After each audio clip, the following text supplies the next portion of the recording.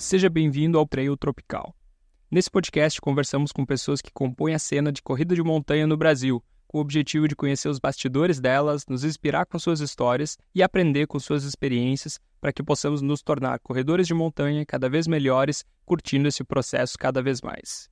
Meu nome é Nathan Gossenheimer, eu sou um corredor de montanha da categoria amador esforçado e sou também quiropraxista. Trabalho diariamente na minha clínica ajudando atletas e não atletas a se movimentarem melhor e com menos dor em suas vidas.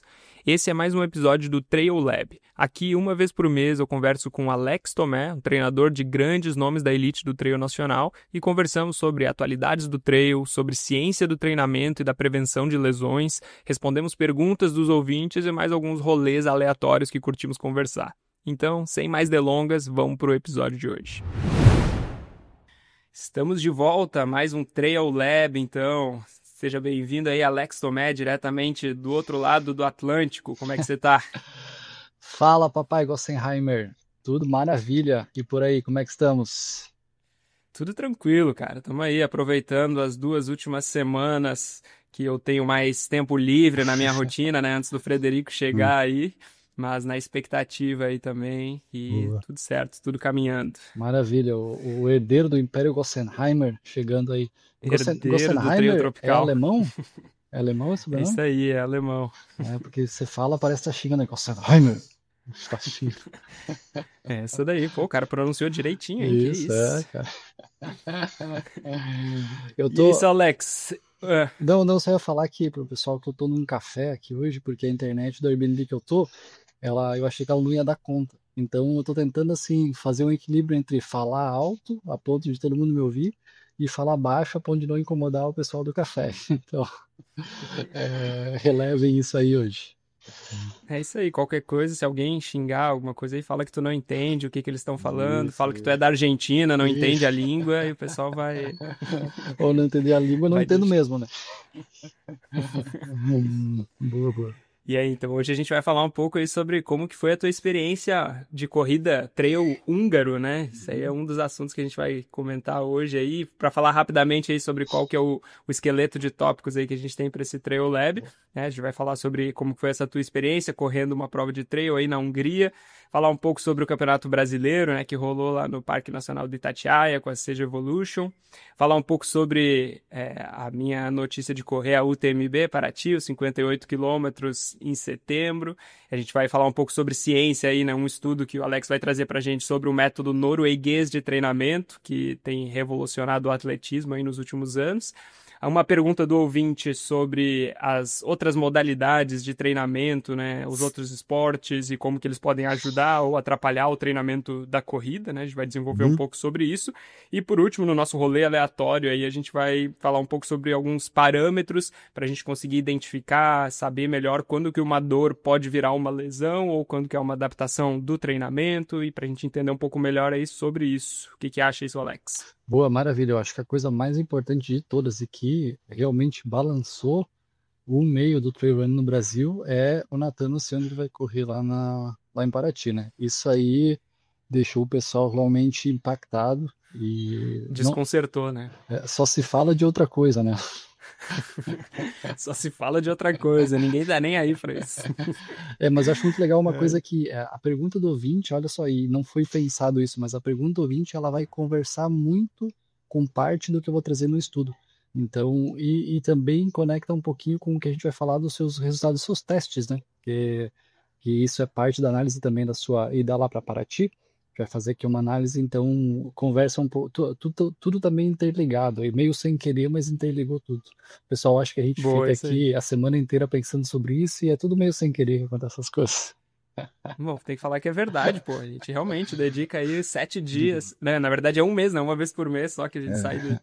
Mas querendo ou não, pô, é bastante tempo, né? Que a gente dedica mesmo pensando nesses assuntos aí. É coisa que a gente curte fazer, né? Então, tipo, eu e tu, a gente gosta de ficar sabendo das notícias sobre trail, sobre o esporte em geral, ler os estudos, pensar sobre isso e conversar. Então, não deixa de ser coisa que a gente gosta de fazer, mas que demandam bastante tempo aí da nossa rotina também, né? Pra tanto preparar esses assuntos, pensar sobre eles, refletir, gravar gravar, editar e postar, enfim. Então é isso. Se você curte aí o Trail Lab, não esquece eu ia falar curtir, mas acho que nem tem muito como curtir, né, podcast, mas pelo menos seguir a gente no Não. Spotify, compartilhar aí os vídeos, né, com a galera, que ajuda a gente a estar espalhando esse tipo de conteúdo aí para mais gente que curte esse nosso esporte, né? Boa. Eu sempre falo que a coisa mais importante que a gente tem é o tempo. E, queira ou não, para a gente estar fazendo esse podcast, não somente nessa uma hora e pouquinho que a gente está aqui, mas obviamente estava brincando antes, a gente investe um tempo para planejar o podcast, né? Não só planejar para ler os estudos, enfim, para tudo isso, mas e, obviamente é uma coisa que a gente gosta de fazer, mas a gente deixa de fazer outras coisas para fazer isso. Então, realmente é feito aqui com muito carinho. Então, manda esse podcast aí para alguém, para nos ajudar aqui a aumentar a nossa audiência também. É isso aí, então vamos para o nosso primeiro assunto aí, nosso quadro de atualidades, né? A gente vai falar um pouco sobre algumas coisas que têm acontecido aí na nossa vida no trail, no esporte nas últimas semanas, né? E no cenário aí nacional. E uma delas foi o Campeonato Brasileiro, né? Que aconteceu pela segunda vez, foi o segundo Campeonato Brasileiro de corrida em trilha e montanha, que aconteceu lá no Parque Nacional do Itatiaia, né? Junto com a Uhum. corrida Seja Evolution, né? Organizado pela Evolution. Então foi uma organização muito boa, assim, né? Uma corrida que já é uma corrida clássica aqui no Brasil, né? Por mais que tem poucas edições que aconteceu dela, mas é um lugar muito emblemático, né? Das montanhas do Brasil.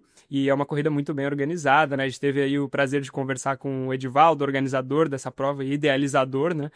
Um pouco antes de acontecer, então foi bem bom saber o que ia acontecer e eu fiquei muito feliz de saber, de ouvir dos atletas os relatos, né? Infelizmente nem eu nem tu conseguimos estar lá, mas a gente conhece bastante gente que presenciou, que estava lá presencialmente e falaram que o campeonato aconteceu muito bem organizado, que tudo funcionou, né, da maneira que deveria ser. Às vezes é difícil da gente saber o que elogiar quando tudo acontece, né, conforme o previsto, assim, né? Às vezes a gente sabe, a gente tem o que falar quando as coisas não dão certo, assim, né? Mas é muito bom se não surgiu polêmicas, é porque tudo caminhou bem e para tudo caminhar bem precisa de bastante dedicação e empenho, né, do pessoal que está na frente daquilo lá. Então, a gente queria parabenizar aí o Edivaldo, o pessoal todo mundo, né, que participou na Evolution lá, porque entregaram realmente um evento a nível de estar representando mesmo um campeonato brasileiro, né, um campeonato nacional representado, né, pela CBAT, né, a Confederação Brasileira de Atletismo. Então, pô, parabéns aí, eu queria muito ter estado lá, mas infelizmente dessa vez aí não deu. Boa. Eu acho que é muito difícil a gente ter um evento de grande porte, com tantas pessoas, com centenas de pessoas, que vai ser perfeito para todo mundo. Sempre vai ter alguma coisa que vai desagradar alguma coisinha específica. Mas, no geral, esse evento tem que agradar a maioria. E me parece que foi isso que aconteceu. Como você falou, eu não estava lá, mas eu tinha atletas na prova e muitos amigos também. E me parece que aí a gente tem um histórico muito recente de, no mesmo local ali, uma prova sendo muito mal conduzida. E essa foi uma pergunta que eu fiz para o Edivaldo quando ele veio aqui no podcast, porque simplesmente organizar uma prova de trilha já é muito complexo. Organizar uma prova de asfalto é simples, cara. Você coloca aí 3 cones nos cruzamentos, chama a polícia para ajudar a isolar a área, leva um caminhão de água, fechou, era isso. Cara, trilhas tem que fazer marcação, o cara pode se perder, tem GPX, porra, tem muita coisa. E simplesmente uma prova em si é difícil. Ele foi lá, entregou uma prova boa, e ainda mais uma prova que tinha uma pressão de ser campeonato brasileiro e uma prova do Circuito Sky. Então, porra, é uma pressão gigantesca numa prova que ela tem uma questão diferente de ter que ter os atletas da elite largando num horário diferente. E você conseguir dar conta de fazer tudo isso e agradar a maioria das pessoas e todo mundo sair, todo mundo não, mas eu digo a maioria sair com uma impressão muito positiva, cara, é um negócio muito difícil. Então, realmente, parabéns aí. A gente fala aqui do Edivaldo, porque é o pessoal, a pessoa que a gente conhece que está encabeçando tudo, mas certamente tem muita gente trabalhando aí por trás que a gente não está citando nome por não conhecer, enfim, por ser muita gente também. Então, realmente, parabéns aí para Evolution. Me parece que foi uma prova modelo para a gente ficar de olho para os próximos campeonatos brasileiros, por aí ser algo nesse nível aí. Muito legal. E daqui só para cima, né? A gente espera que sempre melhore. Aí foi legal porque os relatos dos atletas que correram, principalmente que correram o percurso do 100K, acho que foi 108K ou 103, alguma coisa assim, foi muito positivo quanto ao percurso em si, né, que passou, porque foi a primeira vez que teve essa distância, né, na Evolution, e assim, a prova, pô, o pessoal falou que é uma vista, assim, absurda, que tu passa por lugares, assim, que muita gente, né, às vezes nem acredita que tem aqui no Brasil, assim, né, então, tu começa subindo, chega na parte alta, corre muito tempo, né, na parte alta, então é bastante tempo da prova que tu tá acima de 2.000 de altitude, e aí isso aí acaba pegando, né, o Uhum. pessoal que não tem essa experiência de correr na altitude, ou enfim, né, a maioria, né, das pessoas aqui no Brasil, eu diria. E aí é nessa parte alta e depois tem toda a parte da descida, uma descida extensa também, então foi uma prova que o percurso, assim, o pessoal falou, elogiou bastante, assim, né, e foi a primeira vez que teve esse percurso, né, então mais um motivo aí para parabenizar o pessoal, né? Que é difícil de organizar um percurso dessa distância, né? Muito longo e conseguir, né, entregar algo bem feito, assim, né? E, assim, sendo bem sincero, até eu fiquei com vontade de pensar e me preparar para correr esse percurso aí ano que vem, assim. Mas vamos ver como é que vai ser. Primeiro tem uns 58K pela frente aí e em Paraty, mas eu fiquei bem animado para conhecer esse percurso aí, porque acho que é uma distância meio única, assim, não a distância única, mas o tipo de percurso combinado com essa distância é uma experiência particular, assim, aqui no Brasil, né, que a gente tem essa Sim, oportunidade agora. sim. Geralmente quando tem uma prova mais longa assim, acaba envolvendo bastante estradão também, né? E só Exato. um ponto aqui, Nathan, que eu acho que é legal dizer, eu sei que está longe de ser o modelo ideal, mas o modelo de convocação desse ano me parece o melhor que a gente já teve até hoje. Por que eu falo que está longe do ideal? Porque imagina que um atleta às vezes treina um ano para estar nessa prova do Campeonato Brasileiro. E olha a pressão que é você desempenhar nesse dia específico. E se você acordou naquele dia com dor de cabeça, a mulher acordou no ciclo menstrual, no primeiro dia do ciclo menstrual, ou você viajou e no meio do caminho comeu alguma coisa que acabou trazendo algum desconforto gastrointestinal, tá tudo naquele dia. Então, isso acaba sendo uma pressão muito grande para os atletas. O ideal seria um circuito, como é o circuito Sky. Você vai pontuando em vários, mas ainda assim no circuito Sky você tem lá a final do Campeonato Brasileiro. Enfim, tá longe de ser o ideal, mas é o melhor que a gente teve até hoje, eu acho. Que é por uma espécie é ruim falar isso, mas uma espécie de meritocracia. Naquele dia, os melhores daquele dia serão os convocados. Eu acredito que é uma das seleções mais fortes que a gente já teve até hoje. Então, isso mostra que a gente realmente, nosso esporte, ele também está evoluindo. Eu sei que às vezes a gente quer que evolua mais rápido, mas, pô, já é um modelo diferente, um modelo melhor, a melhor convocação que a gente já teve até hoje, na minha opinião. Então, me parece que a gente tá caminhando, tem passos acontecendo aí, nos levando para frente. Então, isso é muito legal.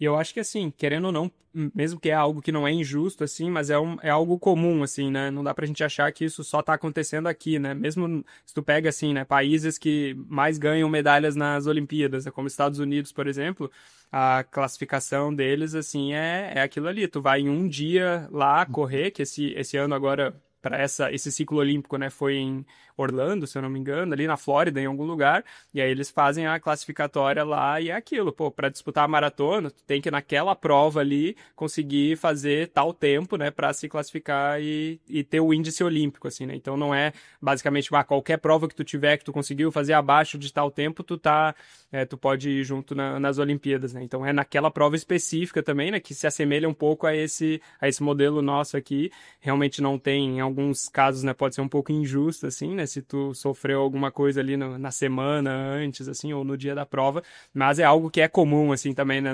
nesse cenário aí do atletismo, né, a nível mundial também, né? Sim. Eu acho que nem só do atletismo, né? Se você for pensar final da Copa do Mundo de Futebol, cara, não tem como ser, é aquele dia. Então, claro, você vai Uhum. jogando várias vezes até chegar lá, mas e isso também diferencia os bons atletas que suportam essa pressão. A parte psicológica, emocional e de preparação é parte do processo de ser um bom atleta, né? Não é só a parte física. Então, uma hora tem que enfrentar isso, né? Assim como os caras vão para um Mundial, para o Pan-Americano, lá vai ser um dia de competição. E eles têm que estar bem naquele dia. Então, enfim, faz parte do processo. É isso aí. Não, e com certeza vai ser legal de ver essa galera aí representando o Brasil aí no Mundial, Sul-Americano, assim. Acho que realmente dessa vez deu mais tempo, né, pro pessoal se preparar pra estar no Brasileiro, então acho que tem tudo aí pra ter uma representação bem boa, assim, né, dos brasileiros a nível mundial aí. E falando de mundial, então, tivemos aí um representante brasileiro, né, disputando provas internacionais aí do trail running nas últimas semanas.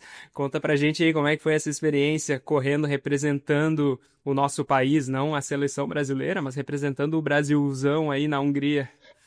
Cara, eu senti carregando o país nas costas aqui. Inclusive, eu fui o melhor brasileiro, tá, na prova. Isso eu queria deixar Caraca, frisado aqui. pô, Nos tinha 30, mais algum? nos 30 quilômetros, tá? Fui o melhor brasileiro. Nas outras distâncias eu não sei. Não, eu era o único. Mas, cara, você tem que estar aqui pra correr, né? É, Tem, não, com certeza, tem o pô, meu mérito de estar ali no dia, né? com certeza, isso aí. Cara, foi uma prova muito legal. Eu fiz os 30 quilômetros, que pra mim acaba sendo uma distância até, entre aspas, confortável. Eu gosto das distâncias até maiores, mas na casa dos 50K. Então eu resolvi fazer o 30 pensando que eu tô viajando, eu já não consigo fazer tantos treinos longos também. É difícil ir pra trilha aqui, eu até vou, mas não conheço tanto assim, então eu vou indo do que é mais fácil, mais próximo das cidades, né? Então optei pelo 30 quilômetros. A prova, achei ela muito legal por vários fatores diferentes, tá? Primeiro que o local é lindo, cara. Lindo, lindo, muito, muito legal. Umas trilhas diferentes, assim, é sensacional. Sabe aquelas trilhas muito roladas? É um single track no meio da floresta que você vai correndo, correndo, correndo. Às vezes eu olhava o meu relógio, tava pace 4:50, 5 e sentindo confortável porque tinha sombra, um clima agradável ali dentro da floresta e até sabe aquela descidinha que é confortável de descer, então você vai vários quilômetros assim, então achei bem legal. Acabou que era uma prova que eu esperava fazer até no máximo em 4 horas, acabei fazendo em 3 horas e 26, foi 30 km com 1.100, porque eu não sabia como era o terreno. Então eu pensei, cara, se tiver um terreno um pouquinho mais técnico, demora um pouquinho mais. Se tiver um terreno um pouco mais rolado, e eu não conhecia, e o terreno rolado o tempo inteiro. Então por isso que a prova acabou Hum, sendo bem rápida. Algumas coisas diferentes que eu achei foi, a prova começava às 2:30 da tarde, e era a única prova do sábado, a prova longa começava, quer dizer, a prova longa começava no sábado à noite, e as outras provas, os 50, começava no domingo de manhã, assim, um pouquinho diferente isso. E tava muito quente, tava muito calor mesmo. Assim, tava fazendo perto de 30 graus, segundo a gente largou. Então, foi realmente muito pesado, mas a maioria do percurso tinha sombra. Então, acabou facilitando bastante. Outras coisas que eu achei legal, a gente, na hora de fazer a inscrição, eles perguntaram se eu queria uma camiseta ou um manguito. Aí eu pensei, pô, olha que legal, porque a gente geralmente ganha camiseta e a maioria das pessoas já tem muita camiseta. E às vezes, pô, tem um manguito, o cara prefere, às vezes, sei lá, um manguito, uma viseira, alguma outra coisa, que os organizadores poderiam pensar também em dar essas opções. Sei que para o organizador às vezes é uhum. meio chato, né, ter que ficar lidando com vários coisas do kit, mas achei interessante isso. É interessante porque, né, isso que tu falou, camisetas, às vezes a gente já tem de várias provas, né? Tipo, eu vou me desfazendo das camisetas também, né? Porque, né, acaba que, né, vai acumulando mesmo. Às vezes a camiseta não é com uma qualidade tão boa, né? É, E aí o manguito, né? Se uma prova aqui começa a fazer o manguito, por mais que vai ser mais difícil para eles, por ter que produzir às vezes as duas coisas, mas vai ter vários corredores que vão estar usando o manguito deles porque é o único que eles têm, assim, né? é. Então a chance, às vezes, até da prova ficar aparecendo mais vezes para as pessoas que estão vendo, né? Aquela pessoa correndo ali, ela é muito maior, assim, né? Porque é uma coisa que o cara vai usar mais seguido, assim. Então pode ser uma estratégia de marketing aí que traz resultados, né, bem bons aí para as provas também, né? Realmente, eu tenho um manguito, mas eu achei muito legal. Esse manguito dá pra ver que não é uma super qualidade. Pô, mas é um manguito verde com a marca da prova, assim, achei legal. Vou usar bastante. A camiseta eu provavelmente não iria usar, ou muito pouco, né? Então, acho que foi Uhum. interessante isso. Percebi que eles foram realmente muito cuidadosos com a questão de natureza. Então, copos, pediam para levar o nosso copo, várias ações bem interessantes de não gerar lixo. E uma das ações que eu achei interessante também foi a medalha. Na hora da inscrição, eles perguntaram se eu queria a medalha. Porque isso é outra coisa que eu fico pegando medalha nas provas, mas chego em casa ou eu jogo num canto ou, sei lá, dou, daqui a pouco tem uma caixa inteira e doa para alguma. Então, dá a opção, quer ou não quer a medalha? Porque tem gente que não vai querer. Então você acaba, entre aspas, economizando aquele lixo.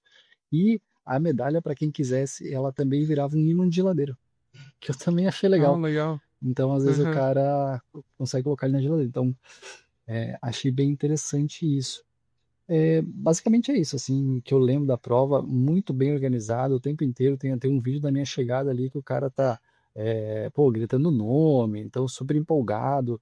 A cidade inteira, cara, a cidade inteira é uma cidadezinha perto de. Eu tô em Budapeste agora, era uma cidadezinha perto de Budapeste. Cara, a cidade inteira na rua. Passei no finalzinho, assim, passei na frente de uma casa, o cara colocou um negócio de água com umas barrinhas de cereais na frente da casa para os corredores, para quem quisesse passar. Então, olha que legal essa Caraca. cultura. E as crianças Uhum. ali dando a barrinha de cereal. Então, olha só que legal a cultura da cidade, né? De já trazendo as crianças para o esporte. É uma cidade que tem bastante trilha. Então achei, pô, foi uma experiência muito massa. Isso é uma das coisas que eu gosto de fazer nessas viagens, mesmo que seja uma prova que não seja um grande desafio numa questão de, não é uma ultra, não é para RP, mas você vai e acaba tendo uma experiência muito legal, diferente, com vários pontos que você pode acabar trazendo como referências futuras. Então eu fiquei realmente muito feliz em fazer essa prova. Inclusive no final eu recebi um link com as fotos gratuitas do evento. Então também é uma coisa que a gente Caraca. acaba pagando bastante caro no Brasil, só que Uhum. claramente no Brasil é muito melhor a qualidade. Mas assim, foi meio que um carinho que eles fizeram, sabe? Então achei Uhum. uma experiência que valeu bastante a pena. Isso é muito legal, né? Porque a corrida proporciona a gente, né, conseguir experimentar essas culturas de uma forma que a gente não poderia experimentar se a gente não tivesse, né, esse preparo da corrida ou essa vontade, né, de correr assim nessas nossas, não é, eu sei que não é férias, né, que tu tá tendo aí, mas nessas experiências É, aí com outras culturas, assim, né? É uma coisa porque tu está vivendo ali a realidade, né, do dia a dia daquelas pessoas, daquela cultura, né? É diferente do que se tu tivesse só fazendo passeios sim, turísticos, né? Que daí tu tá conhecendo coisas que às vezes os locais nem conhecem, né? Tipo, isso eu, né, vejo muito, assim, né? Quando eu morava lá em Gramado, né, uma cidade turística, os turistas, eles iam e faziam passeios que os gramadenses nem conhecem, assim, né? Nem sabem direito. Então, é legal te viver uma experiência dessa, porque você tá vendo a experiência que o pessoal local ali vive, assim. Eu acho que é bem mais rico, assim, né? é. Não, com certeza. Isso é até uma coisa que acontece muito em Floripa. O pessoal fala, pô, você é de Floripa, né? Então deve ir na praia todo dia. Cara, provavelmente quem vai pra Floripa 15 dias por ano nas férias vai na praia mais do que eu vou o ano inteiro. Então, acho que é bem isso mesmo. Mas você viu uma coisa, uma experiência realmente bem local. Tipo, aconteceu uma coisa lá, que eu até postei nos meus stories. Eu esqueci de levar vaselina. E, pô, uma prova aí de 30K, eu já começo a ficar um pouco assado e tal. E aí eu pensei, cara, o que que eu vou fazer, velho? Vou chegar no metade, com 20 quilômetros, eu vou estar com muita dor de assado. Aí eu vi um cara com uma vaselina na mão, eu pensei, eu vou chegar para um húngaro no meio do interior da Hungria e pedir uma vaselina dele emprestada. Eu pensei, cara, eu vou precisar fazer isso, não tem jeito. Aí eu cheguei e perguntei pro cara e ele falava inglês. Daí eu falei, pô, posso pegar sua vaselina emprestada que eu esqueci? Não, claro, pega aqui e tal. Foi ter só uma experiência que o turismo não vai te trazer, né? Então, É, já é uma intimidade aí, né, que tu total, pode criar com os locais também, com dividir a certeza. vaselina com um húngaro no interior, então, é isso aí. É, isso daí tu nunca achou que faria, né? Que- Ai, ai. Mas é isso aí, pô. Tem mais alguma coisa aí, Alex, Não, sobre essa prova só aí? isso, só isso. E até fiquei bem feliz com o meu resultado, tá? Fui 21º geral, e aqui eles não têm distribuição por categoria. Então, acabei Caraca. sendo o primeiro, eu tô achando várias formas de melhorar minha colocação. Eu fui o primeiro brasileiro, meu primeiro não europeu da prova, então Caraca, pô, isso aí é sinistro, é hein? isso. Boa. E tu, o que que tu sentiu dos corredores de lá, assim? A maioria era húngaro e o pessoal era forte, assim, ou era mais, tipo, galera que treinava, né? Eu Tipo, mais por hobby? acho que tinha dois caras fortes que eu vi. O cara que ganhou fez 2 horas e 11. Então esse era um cara Pô, forte. caraca. Mas aí o segundo já foi para 2 horas e 40 e aí já foi para 3 horas, assim. Então os primeiros dois, o primeiro era outro nível completamente, o segundo já era um melhor, mas longe daquele primeiro nível ainda. E o resto, assim, entre eu fui o 21º geral, então entre o terceiro e o 21º, acho que deu tipo 20 minutos de diferença. Uhum, Então já era entendi. mais ou menos o meu nível, assim, que é um amador mediano. Sim, mas Uhum. alguns com um pouquinho melhor rendimento, assim, mas não era um altíssimo nível, assim, não. Comigo era sempre assim.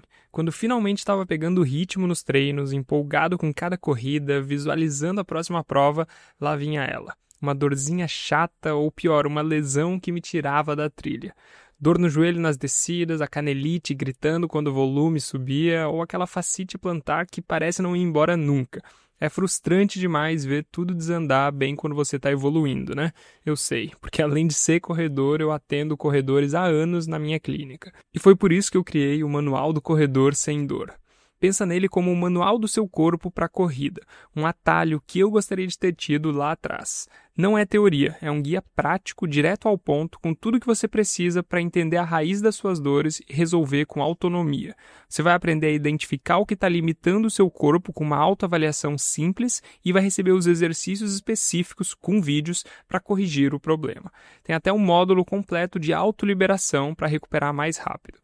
E o melhor, com só 15 a 20 minutos de 3 a 4 vezes por semana, sem precisar de academia. Muita gente já sente o alívio logo na primeira semana. E agora, no lançamento, o acesso completo está com R$100 de desconto. E tem 7 dias de garantia. Não gostou? Eu te devolvo cada centavo. Então chega de ser limitado pela dor. Garanto seu acesso com desconto agora e o link está na descrição desse episódio.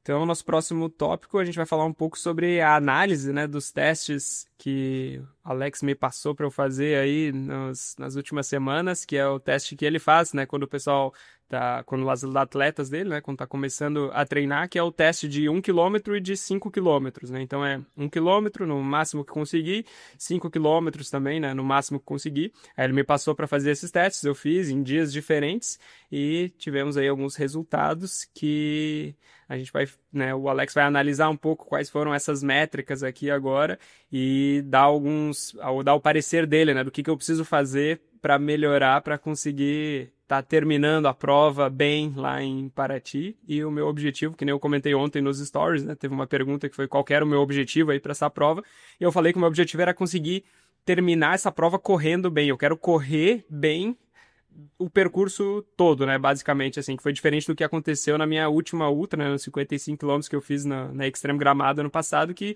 eu quebrei ali pelo quilômetro 40 e pouco, eu não conseguia mais fazer, né, aquela força e manter o ritmo que eu sei que eu conseguiria, assim, né, então eu senti isso, e, enfim, por vários motivos, né, que a gente pode conversar mais pra frente, assim, aí a gente vai analisar aí um pouco dessas métricas, e o Alex vai me passar aí qual que é o protocolo que eu devo seguir para conseguir um resultado melhor aí daqui a 3 meses. Boa, vamos lá então.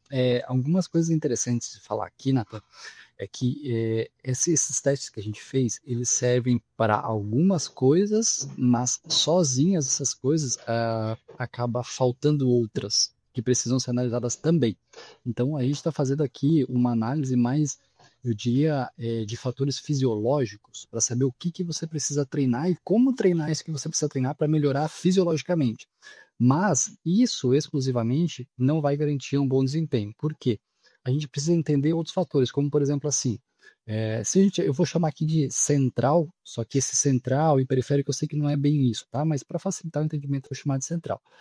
A gente está falando aqui sobre os fatores centrais, meio que coração, transporte, pulmão, como melhorar essa parte de condicionamento. Mas a gente também tem que pensar na parte periférica, que é a parte mais muscular. Então pode ser que você chegue lá no quilômetro 30 da prova pensando assim, cara, a frequência cardíaca está baixa, eu sei que eu conseguiria fazer mais, entregar mais, o meu condicionamento me deixa entregar mais, mas a minha perna, cara, meu músculo já está destruído, não tem mais o que fazer. Então, porque desci muito forte, não fiz musculação, então o músculo já está destruído. Então, olha só, são coisas diferentes. Uma coisa é a parte central de condicionamento que você pode entregar, a outra coisa é a parte mais periférica, o que o músculo consegue fazer. Meio que motor e pneu. Imagina que você tem um excelente motor, um carrão, só que o pneu furou.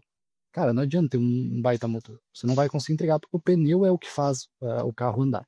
Então isso é um ponto bem importante. Outra coisa é a questão de alimentação. Se não tiver um bom aporte de carboidratos, não adianta você ter um baita carro, um bom pneu, mas não tem gasolina. Você precisa colocar carboidratos nesse carro. E o terceiro ponto que daí eu não consigo relacionar com o carro é a parte mais psicológica, emocional aí, do quanto você está disposto a sofrer e quando o desconforto chegar, e ele vai chegar, o que você faz com isso? Se você decide parar no PC e ficar por ali, você diz assim, não, tô disposto a sofrer um pouco mais hoje e vou mandar ver.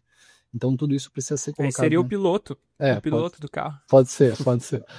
Tudo isso precisa ser colocado nessa equação para a gente pensar. E aí outras coisas que eu avalio com os meus atletas também onde é que você se sente mais confortável? Na subida ou na descida? Pô, eu sinto que nas provas, na subida é onde eu passo as pessoas, na descida onde todo mundo me passa. Cara, então vamos treinar essa descida. Ou vice-versa. Então tem várias outras coisas que precisam ser analisadas aqui. Mas, vindo para os seus testes, a gente fez lá um teste de 1 e de 5 quilômetros. O teste de 1 quilômetro, vou expor agora os tempos do Natan aqui. Então, o teste de 1 quilômetro deu 3 minutos e 23 segundos. E o teste de 5 quilômetros deu 19 e 14. Por que isso é importante a gente ter 2 pontos? Porque quando a gente faz um teste de 1 quilômetro e a gente tem um teste de 5 quilômetros, a gente consegue ver quanto de velocidade você perdeu do 1 para os 5 quilômetros. E isso é extremamente importante, porque às vezes eu e você vamos ter exatamente o mesmo 1 quilômetro, e é bem parecido, inclusive. Só que se eu perco mais velocidade que você, quer dizer que a tendência é você ter um desempenho melhor, entendeu? Mesmo que o nosso tempo de 1 quilômetro, que é uma relação com o VO2 máximo, a gente tem lá o VO2 máximo, mas tem a VVO2 máxima, que é uma velocidade associada ao VO2 máximo. O tempo de 1 quilômetro está muito próximo de se associar com o tempo de VO2 máximo. Então, a gente sabe que o VO2 máximo é importante. Aí a pessoa pode dizer assim, pô, eu tenho lá uma velocidade de VO2 máximo muito boa. Beleza, mas quanto você consegue sustentar isso? Você está competindo numa prova de VO2 máximo, uma prova de 5 minutos? Ou é uma prova de 5, 10, 15, 20, 30, 50 quilômetros? Se a prova é maior do que o tempo de VO2 máximo, você precisa conseguir sustentar muito bem essa velocidade. Caso você não sustente muito bem, você não vai ter um bom desempenho, porque conforme os quilômetros vão passando, você vai perdendo velocidade, você vai quebrando, quebrando, quebrando. Então, pessoas que conseguem sustentar muito bem essa velocidade, elas tendem a desempenhar melhor. E até isso conecta muito com o estudo que a gente vai falar depois. Mas só para vocês terem uma ideia aqui, os quenianos, os caras, a elite mundial de maratona, consegue sustentar próximo aí de 88% mais ou menos da velocidade de VO2 máximo dos caras. Enquanto nós, amadores, que vai para uma maratona para 3,5, 4 horas, vai sustentar 65%, 70%. Então, olha a importância de você sustentar bem a velocidade. Claro que os caras já têm uma velocidade de VO2 máximo maior, mas eles também sustentam melhor aquela velocidade. Claro que tem um viés aqui, porque a prova deles dura menos, então a prova deles dura 2 horas, a minha dura 3 horas e meia, então isso precisa ser considerado. Mas o que a gente está com certeza sabendo é que eles sustentam muito melhor essa velocidade. Então, a gente sabendo tudo isso, a gente foi avaliar. Então, beleza, sabemos que vai ter perda de velocidade, porque não tem como você fazer 1 quilômetro máximo e fazer os 5 quilômetros máximo na mesma velocidade, no mesmo pace médio. É impossível. Se 1 quilômetro é máximo, terminou 1 quilômetro, você vai precisar descansar, vai precisar parar para caminhar. Se ele realmente é máximo, você não consegue nem caminhar, você vai se jogar no chão e não dá para continuar. Então, precisa perder velocidade do 1 para os 5 quilômetros. Mas quantos por cento seria o ideal? Seria o equilíbrio. E aí, o grande professor Guilherme D'Agostini começou a testar muita gente. E ele começou a ver padrões. E ele viu aí que os caras que desempenham muito bem no Brasil de trilha perdem mais ou menos 12 a 15% de velocidade do 1 para os 5 quilômetros. E ter essa referência é muito importante, porque se a gente pegar um cara, quando chega um atleta para mim, faço esses testes e eu vejo que o cara perde 6, 7% de velocidade, esse cara está sustentando muito bem a velocidade dele. Então o que eu preciso fazer? Trabalhar para ele ganhar mais velocidade. Ou ele precisa ficar mais rápido, porque se ele ficar mais rápido, ele já sustenta muito bem essa velocidade. Então, pô, legal, esse cara a gente tem que trabalhar em velocidade. Do outro lado, quando chega um cara perdendo 18, 20% de velocidade, esse cara não adianta trabalhar velocidade com ele, porque ele não está usando a velocidade que ele tem. Você precisa fazer ele sustentar melhor a velocidade que ele tem. Então você precisa trabalhar uma outra coisa, que é diferente de você trabalhar a velocidade. Agora, quem está no 12 a 15% mais ou menos, está num estado de equilíbrio. E isso é muito bom também, porque aí a partir disso você pode treinar as coisas de maneira igual, você não tem uma deficiência, um déficit que precisa ser atacado. Que é muito próximo do que você está, dos seus números. Você está com 11,9% de perda de velocidade. Natan do Futuro, passando aqui rapidinho, só para te lembrar que enquanto eu editava eu vi que a gente não falou, que a gente deixou na descrição desse episódio aqui, se você está vendo no Spotify ou em algum outro agregador de podcast, tem um link para a imagem desse meu teste. Se você quiser acompanhar na imagem, enquanto o Alex vai falando aí meus resultados, vai ficar bem mais fácil de você entender cada resultado ali que ele está falando e conseguir acompanhar junto com a gente. Então vamos voltar para o podcast agora. Isso quer dizer que 11.9, 12, cara, basicamente você está em equilíbrio, porque às vezes, talvez se tivesse, pegou um vento contra, alguma coisa nisso que acaba mexendo um pouquinho aqui o ponteiro, mas no seu caso eu diria que você está num estado de equilíbrio. Sendo um estado de equilíbrio, a gente pode começar a direcionar o seu treinamento para melhora fisiológica. Então, a gente sabe que a maior parte do treinamento vai ser em treinos leves, rodagem, zona 1. Eu trabalho com 3 zonas, tá? Então a zona 1 é antes do primeiro limiar anaeróbio. Então, antes do primeiro limiar. Então, seria basicamente treinos de rodagem leve, muito de boa. Para quem trabalha com 5 zonas, seria a zona 1 e 2. Basicamente, a maior parte do treinamento vai ser assim para todos os atletas, independente do nível. A partir disso, tem a zona 2. A zona 2 é onde a gente trabalha mais a parte de linear anaeróbio, a parte de sustentação de velocidade. E depois a gente tem a zona 3, que é a zona de VO2 máximo, é a zona de ganho de velocidade. No seu caso, eu iria para um lado de um trabalho piramidal. Por quê? Porque a gente sabe que você já está em equilíbrio. Então a gente pode trabalhar tanto a velocidade quanto a sustentação de velocidade. A gente ganha as duas coisas ao mesmo tempo. Para quem está num trabalho que precisa ganhar muita velocidade, poderia entrar num trabalho polarizado, por exemplo. Então, um trabalho polarizado é muita rodagem e muita zona 3, muito VO2 máximo para você ganhar velocidade. E para quem precisa sustentar melhor a velocidade, a gente trabalha com uma espécie de um polarizado, mas seria mais um treinamento de bloco, onde você trabalha muita zona 2 e muita zona 1. Então, recapitulando aqui, pessoa que precisa ganhar velocidade, polarizado. Pessoa que precisa sustentar melhor a velocidade, treinamento de bloco. E pessoa que está em equilíbrio, a gente falaria um treinamento de piramidal. Então, tudo isso aqui é pensando realmente em trabalho de fisiológico, né? Como eu te falei. Aí a gente tem as outras coisas que eu já comentei lá no início. Mas o diagnóstico inicial seria isso. E aí, nesses testes que a gente fez, a gente consegue ver aqui também qual é a velocidade das suas zonas. Então, a zona 1, aqui está trazendo mais ou menos para você trabalhar aí entre 5,20 e 6,20. Mais ou menos por aí seria um ritmo para rodagem leve no plano, né? A zona 2, que aí ele traz aqui também uma faixa de trabalho, mas eu trabalharia mais ou menos aí num ritmo de 4,05, que é a sua MFL, a sua máxima fase estável do lactato, para treinos intervalados extensivos, por exemplo. 1 km, 1,5 km, 2 km, 3 km, aí você vai construindo, né, até chegar lá a 20 minutos de estímulo. E depois, para a VO2 máximo, a gente poderia trabalhar mais ou menos aí no ritmo de 3,20, 3,30, por aí, e aí repetições curtas. 1 minuto, 1 minuto e meio, 2 minutos, 2 minutos e meio, 3 minutos no máximo, mais ou menos por aí. Basicamente é isso. Aqui também a gente consegue fazer a projeção nos seus tempos de distâncias mais longas, porque como a gente tem 2 pontos, a gente tem o 1 e o 5 km, se você seguir essa linha de tendência, você consegue chegar à projeção das suas distâncias maiores. Então a gente tem aqui o 10 km, você provavelmente faria em uns 40 minutos, o 21 provavelmente 1 hora e 27, e o 42 provavelmente próximo de 3 horas e pouquinho. Novamente, isso aqui é o que o seu condicionamento permite. Aí tem que ver se você tem músculo para aguentar isso. Aí teria que treinar especificamente para fazer isso, né? Fazendo treinos longos, asfalto, tudo isso. Mas aí não é o seu objetivo, né? Então por isso aqui a gente acaba nem utilizando tanto. Basicamente isso. Boa. Na prática, às vezes a teoria é outra, né? Exatamente. Para que eu usaria isso? Que tá na tela. Vou te falar aqui de maneira... Como é que eu pensaria isso? Bom, a gente sabe que a maioria dos treinos vai ser de rodagem leve, tranquilo. Eu tentaria, como você vai competir numa prova com altimetria, eu tentaria no máximo possível fazer essas rodagens com subida e descida. Pode ser asfalto, pode ser trilha, o que você tiver, mas pô, vai sair para fazer 10 km no plano ou vai sair para fazer 1 hora com subidas e descidas, mesmo que dê 8 km?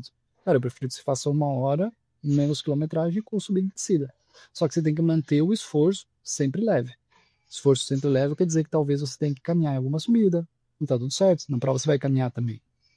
Então a maioria do treino seria nessa condição. Treinos intervalados extensivos, como eu falei, 1 quilômetro, 1,5 km, 2 km, e eu traduzo para o atleta isso para 1 km, 1,5 km, mas eu estou pensando sempre em tempo.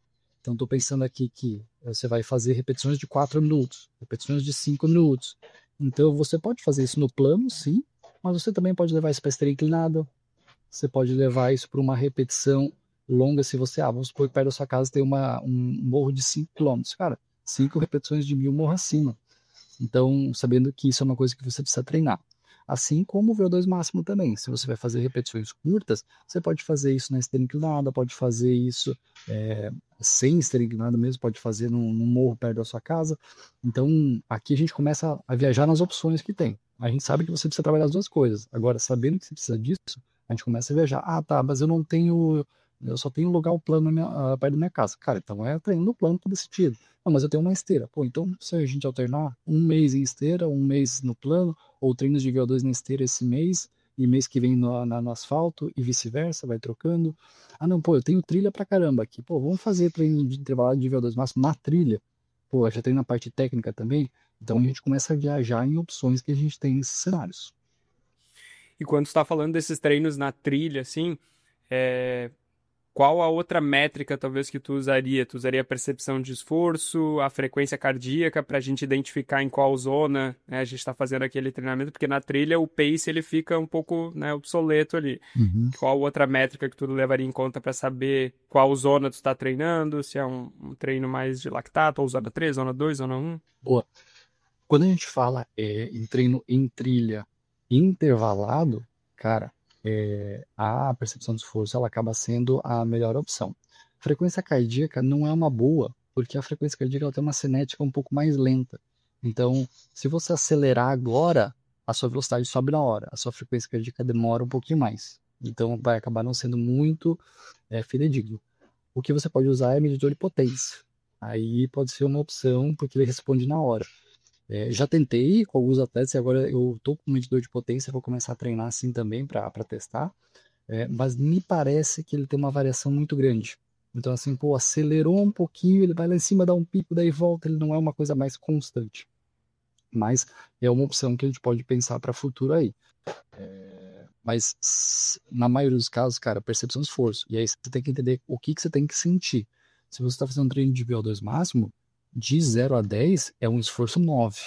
Ele tem que ser quase máximo. Se você vai fazer um treino de zona 2, que é onde a repetição é um pouco mais longa, tem que ser 7, 8.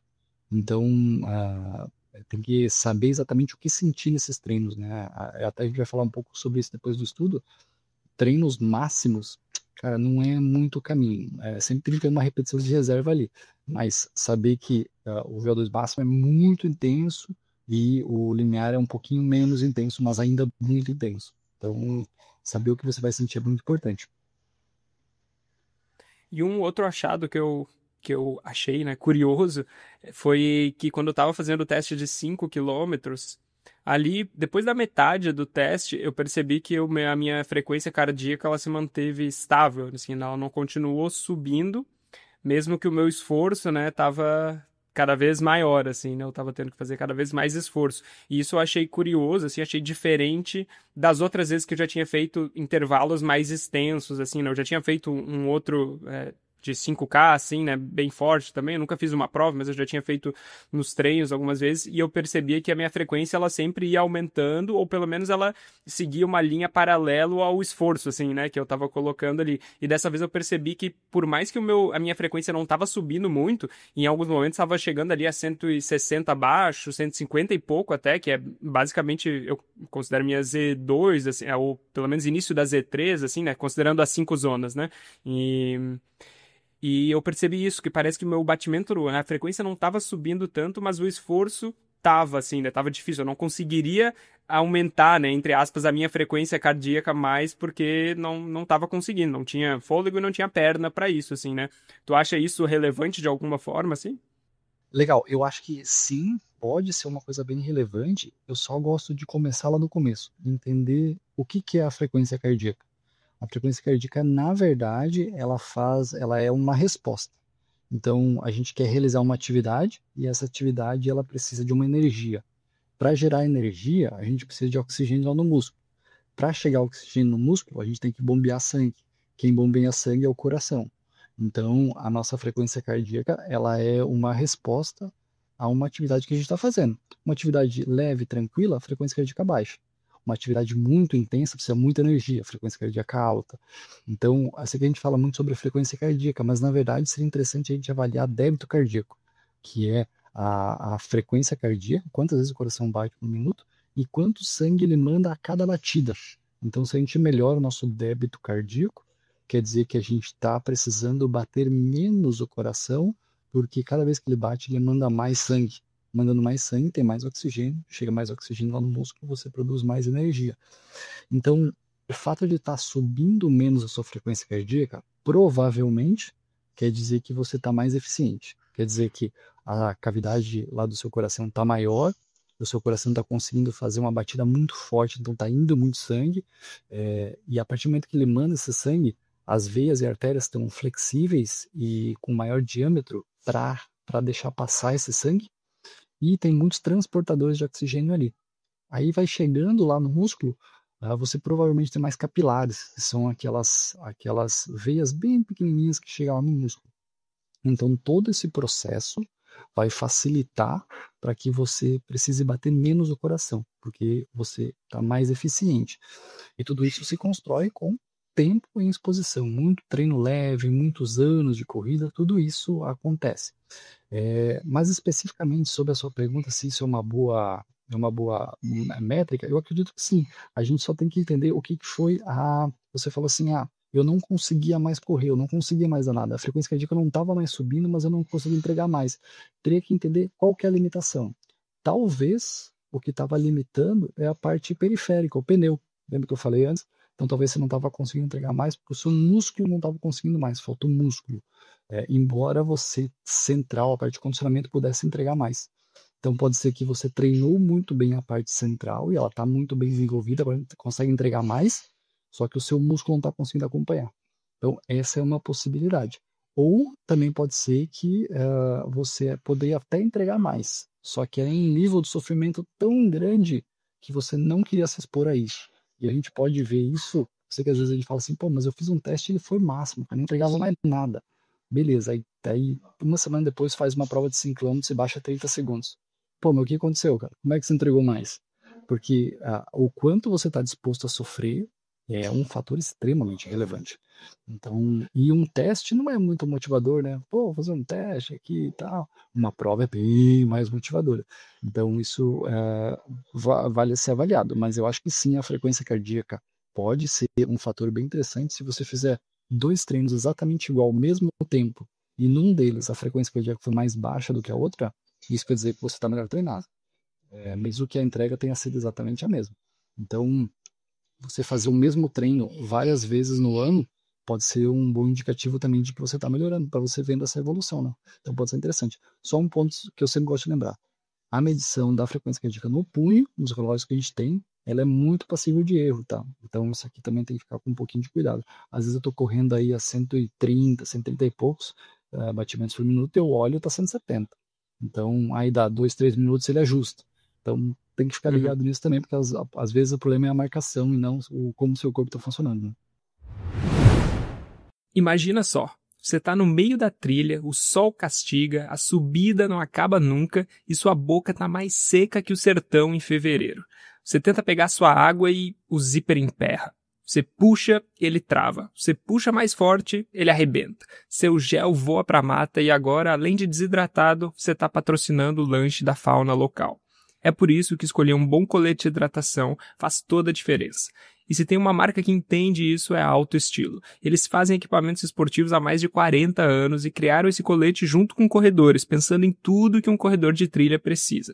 Ele não tem zíper para não te deixar na mão, ele é leve, expansível e veste como uma segunda pele. E tem bolsos estrategicamente posicionados para você acessar água e comida sem precisar parar. E o melhor, enquanto algumas marcas gringas cobram quase o dobro por um colete assim, esse aqui é feito aqui no Brasil, com qualidade excelente e um preço muito mais acessível. Se você quer correr leve, sem estresse, sem perder tempo brigando com o zíper, dá uma olhada no colete de hidratação da Alto Estilo. Entre no site autoestilo.com e enquanto estiver lá, sinta-se à vontade para usar o cupom TRAILTROPICAL5 para 5% de desconto em todo o site. É TRAILTROPICAL5 para 5% de desconto. Então, só para recapitular aqui, para ver se eu entendi qual que é a minha tarefa de casa aí. Mas, basicamente, né, o ideal para essa preparação, então, desse treino piramidal que tu falou, seria... A ideia da pirâmide é que é, né, uma base larga de zona 1, né? Uma base um pouco menor, né? Um segundo nível, né? Um pouco menos volume na zona 2 e um pouco menos volume ainda na zona 3, né? Essa pirâmide que vai, né, sendo com a maior parte do volume dos treinos nessa zona 1, treino mais leve, que no meu caso, né, seria aí entre 5,20 e 6,20, né, num pace, e aí depois um pouco menos, só que ainda, né, uma quantidade boa de zona 2 e menos ainda zona 3, né, seria mais ou menos isso aí, seria o teu parecer, né? Exatamente isso. E às vezes quando a gente fala assim, pô, mas então tem que fazer mais treinos de zona 2 do que treino de zona 1, não precisa ser mais sessões. Se você for pensar assim, cara, vou fazer 40 minutos de zona 2, aí você faz, sei lá, 10 repetições de 4 ou 5 repetições de 8 minutos. É 40 minutos em exposição. Quando você vai pensar em treino de VO2 máximo, você vai conseguir 20 minutos, porque é muito intenso. Você não aguenta mais do que isso. Então, só o fato do treino ter um menor número de repetições, menor tempo em exposição naquela intensidade, já faz o trabalho da pirâmide. Então, às vezes, só fazer um treino de cada um e o resto em zona 1 já vai fazer o trabalho dele, sabe? Então, isso é interessante considerar. Uma coisa interessante que as pessoas esquecem às vezes é a questão relação, mas eu vou falar isso um pouco mais depois no estudo também, mas é a relação esforço-pausa. Quando a gente faz um trabalho de zona 2, que é um trabalho de limiar, você vai ter uma relação de esforço-pausa mais ou menos 4:1, de maneira bem simples, 4 minutos de esforço, 1 minuto de pausa, 8 minutos de esforço, 2 minutos de pausa. Quando a gente vai para um trabalho de VO2 máximo, é uma relação de 1:1. Então é 1 minuto de esforço para 1 minuto de pausa, 2 minutos de esforço para 2 minutos de pausa, porque você realmente precisa descansar mais porque a pancada é muito grande, né? A intensidade é muito alta. Então só isso faz com que o treino tenha bem mais tempo de descanso quando a gente está treinando VO2. E aí você vai pensar um treino de 1 hora, tem um aquecimento e só o descanso ali, cara, de uma sessão de 1 hora de treino de VO2 tem 20 minutos. O resto é descanso e aquecimento. Então isso precisa ser considerado também. E a última pergunta que eu tinha para ti sobre esses achados, né, e sobre essa preparação aí para o TMB também, seria sobre os treinos longos, né, que foi uma coisa que eu postei ontem até no Instagram, é, quando eu falei sobre o objetivo, né, qual que era o meu objetivo nessa prova, eu falei sobre os treinos mais longos e eu falei que isso foi algo que eu não consegui fazer na última preparação, né, que foi a preparação para a prova lá em Gramado, que eu fiz os 55, porque eu acabei torcendo o tornozelo bem na semana ali que eu faria aqueles treinos mais longos, né, e acabou que eu não consegui fazer os treinos que se aproximavam mais da distância da prova. E foi algo que eu acho que contribuiu bastante para eu quebrar, né, lá no quilômetro 40, assim, não consegui concluir a prova e tal, mas depois do 40 eu senti que eu não, né, eu tava ali meio que só para terminar mesmo, assim. E aí é algo que eu não queria que acontecesse dessa vez em Paraty. E aí eu comentei, né, ontem no Instagram, respondendo a caixa, falando que, pô, eu quero fazer treinos mais longos, tal, nessa preparação. Só que aí hoje de manhã eu me dei conta que com a chegada do Frederico aí, muito provavelmente os treinos longos vão ser os mais difíceis de eu conseguir encaixar na minha rotina, assim, né? Porque, né, como o nome já diz, é um treino mais longo que demanda mais tempo, que eu vou precisar ficar longe de casa, né? Então eu fiquei pensando nisso hoje de manhã, pô, não sei se vai ser tão factível isso, né, dos treinos longos nesse bloco, né, nesse ciclo de treinamento para o TMB Paraty. Daí eu fiquei pensando em perguntar para ti aí como é que eu poderia resolver isso, se eu poderia resolver isso de alguma outra forma. Tem alguma outra abordagem que eu poderia utilizar para mimicar talvez o resultado fisiológico ou mesmo periférico, né, do treino longo no meu corpo para simular um pouco desse estímulo, dessa adaptação, sem necessariamente precisar ficar ali 2, 3 horas correndo ou mais? Boa. Se a gente for pensar, os treinos longos são os treinos mais parecidos com a prova, porque a gente fica mais tempo em exposição e a prova a gente vai acabar ficando muito tempo em exposição. E, geralmente, quando a gente chega no final de uma prova tão longa quanto é uma ultra, uns 50K, o que falta ali é músculo, não é não é a parte central. Então você vai chegar, na linha de chegada, você não vai dizer assim, nossa, tô com a frequência cardíaca alta, não consigo mais. Não, você vai falar, cara, não tenho mais perna, não tô mais conseguindo ter a mesma frequência de passada. Então, o que é um fator extremamente determinante é a parte muscular. Você não conseguindo fazer treinos tão longos, você acaba pecando um pouco nessa parte que é extremamente importante para você entregar essa prova. Só que, claro, existem outras formas de a gente ter resultados parecidos. Como, por exemplo, você pode, treino de musculação, nesse caso, cara, não tem negociação, tem que ter. Vai ter que fazer musculação, não tem jeito. Então, esse é o ponto 1.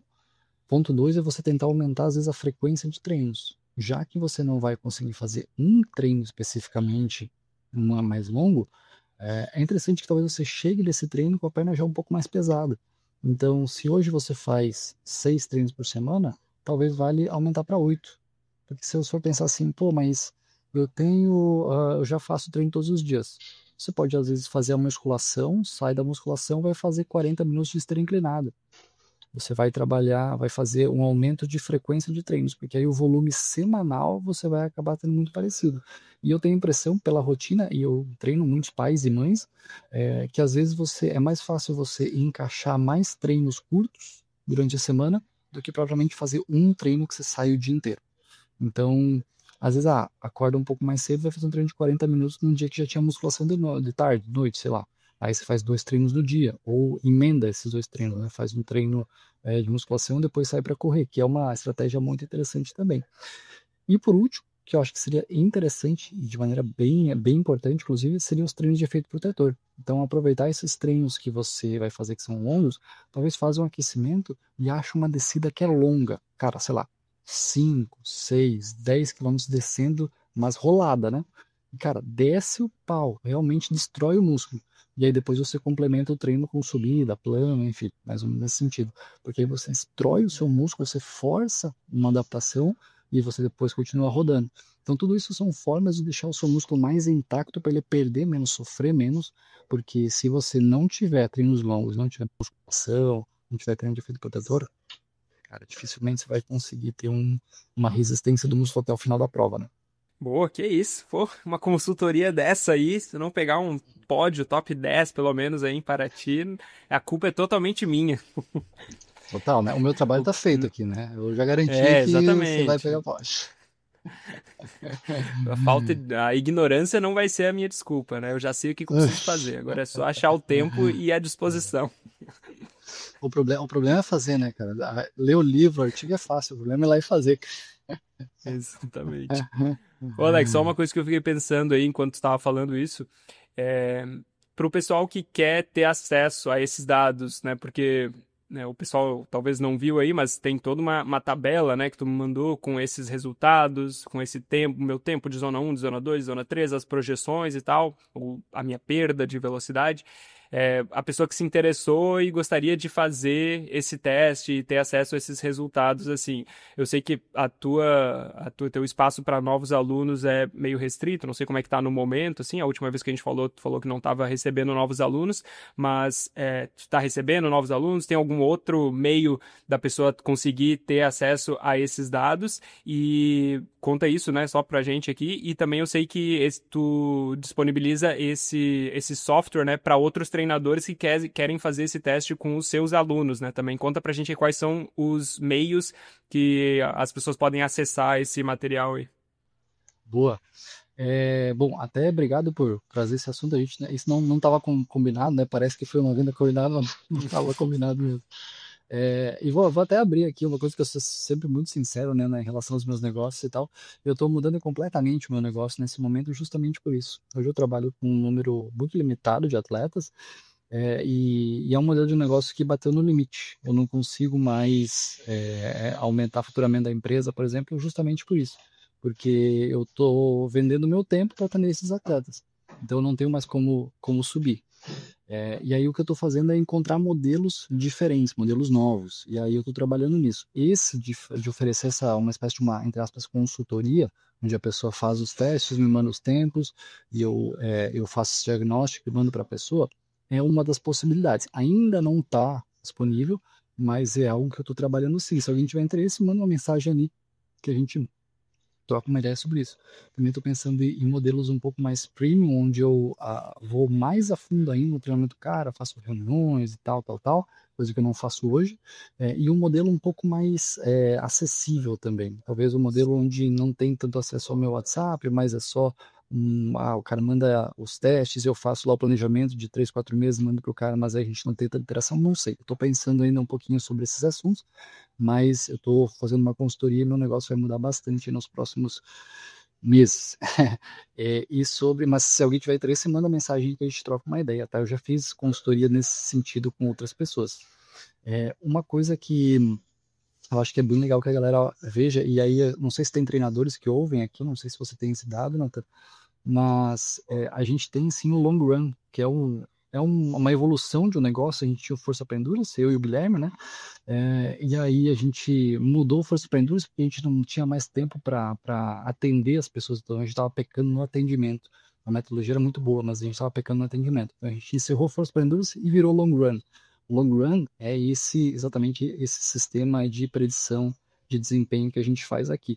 E ele está disponível para treinadores e, cara, começa a R$19 por mês, assim, então é bem barato. E agora o Long Run ele também está sofrendo uma migração, que a gente está trabalhando mais nessa questão de empreendedorismo de treinadores. Então a gente tem ali, trouxe o Douglas, que é quem está fazendo essa minha consultoria também, a Bibi, que está fazendo faz parte disso também, a Bibi, minha esposa, e a gente está fazendo um trabalho mais de consultoria para treinadores que querem crescer e mudar o negócio deles. E aí eu entrei no barco para mudar o meu negócio também. Enfim, não sei se abri demais aqui ou se não era essa a ideia, mas como eu falei, cara, eu sempre converso bastante sobre isso. É um assunto que eu acho que a gente fala muito pouco. A gente é técnico, treinador, muito bom, entende muito de treinamento, mas entende muito pouco de negócios. E é uma coisa que eu venho estudando dos últimos tempos, porque a gente precisa levantar da cadeira de treinador e sentar na cadeira de empreendedor. Senão, o nosso negócio vai estar fadado ao fim, ao fracasso. Queira ou não, tem aquela ideia das hard skills e das soft skills. Cara, as hard skills, você montar treino, cara, a inteligência artificial vai montar, já monta. Então, se você depender de seu conhecimento técnico para só montar treino, você vai morrer, já era. Não, na verdade, você já está a caminho do velório. Agora, se você quiser realmente que o seu negócio prospere, você vai precisar de outras alternativas e trabalhar de outra maneira. As soft skills, que é essa relação da pessoa, como você cuida do atleta, essa interação, isso é uma coisa que a inteligência artificial ainda não está fazendo. Então, é muito nisso que a gente está trabalhando também por aqui. Boa, não, eu acho que é legal, assim, eu não vejo nenhum problema da gente falar sobre isso aqui, porque isso é aquilo que a gente estava falando lá no começo, né? Quando a gente fala sobre algo que a gente gosta, por mais que vai ser trabalhoso, mas as pessoas vão sentir, né, a nossa empolgação, a gente vai ter mais conteúdo para falar sobre isso, e eu acho que essa questão do empreendedorismo é algo que a gente gosta, né? Nós dois somos empreendedores, assim, né? Eu tenho o meu negócio aqui, a minha clínica, a ideia do Trail Tropical, né? Foi muito de realmente estar criando essa comunidade ali, para estar ajudando a educar, né, as pessoas nesse quesito de conhecerem melhor o corpo e conseguirem, né, treinar melhor também, né, essa parceria junto contigo. Então, trazer esse meu conhecimento da área da saúde para dentro da comunidade do trail, né, e eu acho que isso é uma iniciativa empreendedora também, né, por mais Total. que hoje, né, eu não vivo disso aqui, mas é uma iniciativa que tem um potencial, né, de impactar as pessoas também de alguma forma. Então, a gente gosta disso, assim, então acho que é legal da gente trazer esses assuntos, porque eu imagino que tem muita gente também aí que é empreendedor de alguma forma também, né? Que empreende, seja nos próprios negócios como treinador ou, enfim, outras áreas, né, de negócios também, mas às vezes, né, mesmo no dia a dia, o cara como um influenciador, assim, ele precisa de alguma forma entender como que ele monetiza aquilo ali, né? Então, acho que esses assuntos é interessante pra gente, então acho que é legal da gente trazer, né? Eu até peço esse feedback aí do pessoal também, se vocês quiserem mandar aí pra gente, comentar ali no Instagram, ou manda uma DM pra gente falando se esse é um assunto que interessa a vocês, que aí a gente se sente até mais empolgado em compartilhar mais sobre isso no futuro também, né? Então, acho que são bastante oportunidades aí que surgem, né, com o nosso esporte crescendo, né, principalmente aqui no Brasil agora. Realmente, aquilo não, a profissionalização ela melhora para todo mundo, porque quando é muito um para um, muito amador, assim, você vai encontrar limites, vai crescer até um momento, vai ser muito legal, só que a partir daí vai começar. E são às vezes automações simples, Antes eu dedicava basicamente 3 horas por semana para responder registro de interesse de pessoas que entravam em contato comigo. Só que muitas vezes eu não tinha nem vaga e muitas vezes a pessoa só queria saber o preço. Então eu fiz todo um mecanismo aqui de inteligência artificial para a pessoa só chegar para mim quando está quente. A pessoa, não, essa aqui ela já sabe o preço, ela já sabe o que ela quer, tá tudo isso, vamos fechar. Para daí eu ver se a gente vai conseguir encaixar ou não pela questão de lista de espera. E só isso aí me liberou umas 2 horas por semana de produtividade, que eu posso pegar outros atletas, por exemplo. Então, esse tipo de coisa é muito importante, porque às vezes um ajuste simples aqui e ali faz com que você mude completamente seu negócio e ofereça uma experiência melhor para a pessoa. Queira ou não, é isso que a gente quer, né? Oferecer realmente uma experiência. Eu não vendo planilha de corrida, eu vendo realização, eu vendo autoconhecimento, eu vendo a pessoa conseguir ter ter aquela conquista, né? Mudar aquilo. Cara, eu sou advogado, mas a minha foto no Instagram é de corredor, porque aquilo é orgulho, cara. Então eu não tô vendendo plano de treino, tô vendendo aquele orgulho pro cara. Então é uma coisa, um papo que ele é meio viagem, assim, mas ele vai um pouco mais a fundo. E só um ponto que você falou, eu tava ouvindo ontem um podcast, né, de um cara que eu admiro muito, um empreendedor, e ele falou assim, cara, eu fiquei 5 anos criando conteúdo gratuitamente na internet e eu não sabia para que ia servir aquilo, eu não sabia para que ia vender, não sabia como é que eu ia monetizar aquilo. Só que eu gostava muito daquilo, me empolgava muito, e eu continuei criando aquele conteúdo. E depois de 5 anos ele fez milhões com essa rede que ele criou. E meio que é isso, cara. Quando você vai fazendo o que você gosta, eu acho que as coisas. E você vai dando, né? Daqui a pouco alguma coisa volta. Então, acho que um pouco é isso que a gente vai fazendo. Hoje, para as pessoas saberem, a gente não tem zero monetização aqui. Eu e o Natan, diretamente, né? A gente tem diretamente, obviamente. O Natan com o Corredor, tem um pessoal já que eu vi que assinou ali. Muita gente me aborda falando, pô, te ouvi lá no podcast, que nossa, eu queria treinar contigo. Que ou não é um palco que você abre para mim aqui. Então a gente tem de maneira indireta, mas diretamente assim a gente não tem nenhuma monetização. Mas não sabemos, daqui a pouco encontramos um modelo que fica bom para nós e que agrada as pessoas, a pessoa aceita pagar. Por exemplo, eu tenho uma newsletter que ela paga. Então eu escrevo texto e a pessoa fala assim, cara, eu quero receber esse texto. Então paga 19 por mês e recebe esses textos e um podcast também que eu mando por mês. Então são opções, né? A gente vai encontrando formas de fazer o que a gente gosta e, se possível, monetizar isso, mas principalmente fazendo o que a gente gosta e entregando valor, que a pessoa esteja afim e feliz em pagar por aquilo. E se tem outra coisa aí que a gente gosta é de ciência, né? De ver o que tá saindo Cara, aí capitão nas gancho, hein? revistas. Que gancho. A gente tenta, né? Da gente ver o que tá saindo aí, né? De novidade nas revistas científicas e tentar trazer isso, né? Pra nossa vida, pro nosso treinamento, né? Mais especificamente, no meu caso, né? Na prevenção e no tratamento de lesões, assim. E o Alex trouxe um estudo aí que ele encontrou recentemente, que ele até postou um pouco, deu um resuminho aí lá nos stories dele, há umas semanas atrás, e ele vai explicar melhor aí sobre como que foi, né, dar um resuminho aí desse estudo e do que a gente pode aprender com ele. Boa. Bom, eu vi que a gente já chegou aí 1 hora, basicamente, então a gente vai conversando aqui, mas se precisar dar uma cortada aí, tá, Natan? Esse aí vai ser esse com certeza já vai ser o podcast mais longo aí, né? Mais Então longo. esse é o que você vai ouvir no longão. E Isso. é bom que amanhã é feriado aqui no Brasil, né? Quando você estiver ouvindo isso aqui, se você tá ouvindo no dia que saiu, é na quinta-feira, então todo mundo tá fazendo um treino mais longo, aí vai ter bastante tempo para ouvir esse podcast. Boa, boa, muito bom. Bom, eu trouxe um artigo, na verdade, que eu achei muito legal, uma coisa nova para mim. Eu nunca tinha estudado isso antes. Eu fiz o pessoal da Life, a Débora, o Celários, o Guilherme, eles fizeram uma aula sobre esse assunto. Ela era uma aula paga, era R$ 70, se não me engano, para ajudar a Jaziele, a ir para o TMB. Então, pagava lá R$ 70 e você podia assistir a aula. E uma forma de ajudar também, como eu gosto sempre assistindo aula, estudando, eu paguei e, cara, foi sensacional, achei muito legal. Então, aí peguei os artigos para estudar. Só estudei um, que é esse que eu trouxe aqui hoje, e me chamou muita atenção porque ele traz um viés um pouquinho diferente. O estudo fala sobre Bom, vou começar do começo, tá? Ele entrevistou 12 treinadores que são noruegueses, e entre esses 12 treinadores de vários esportes, tá? Corrida, ciclismo, canoagem, esqui, todos os esportes de endurance. Esses 12 treinadores combinados, eles têm mais de 370 medalhas olímpicas como treinadores. Então, assim, a gente tá falando de caras bons, caras de nível mundial, caras foda mesmo. Então esse é o ponto 1. E uma coisa que ele traz no artigo que eu achei bem interessante, ele falou o seguinte, os estudos, eles estão sempre, no mínimo, um ano atrás do que os melhores do mundo estão fazendo. E aí ele até justifica isso. Porque realmente, cara, se você for pensar, pega o Natan hoje é o melhor corredor do mundo. Eu chego assim, Natan, vamos fazer um experimento aqui de colocar você treinar 12 semanas uma coisa que a gente não sabe direito se funciona? O Natan vai dizer, cara, eu sou o melhor do mundo, velho. Eu não vou abrir mão do meu treinamento para você fazer um estudo para os outros talvez chegar no meu nível. Não vai acontecer. Então, a maioria dos estudos que a gente tem, eles são de atletas que são realmente muito bons, mas não chega a ser os melhores dos melhores do mundo.